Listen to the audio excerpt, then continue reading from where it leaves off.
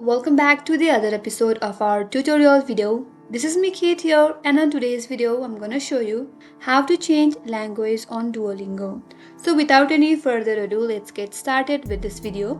First of all, on your desktop, open up any web browser that you're comfortable with.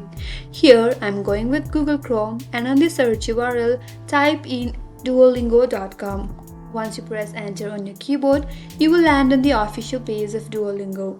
And if necessary, log into your account. Here I have already logged into my account. Now once you land on this dashboard, at the upper section you will get a menu bar. And as you can see, there is an option where you will be able to choose your course. On this flag icon, move your mouse over there and click on add a new course. And on this page, you will be able to add new course that you would like to learn on Duolingo. Now, in order to change the language, at the upper right corner of this interface, there you will get an option that says I speak English. Now, in order to change the language, click over there. And from this dialog box, select the language that you would like to change. Once you select the language, now add the course that you want to learn.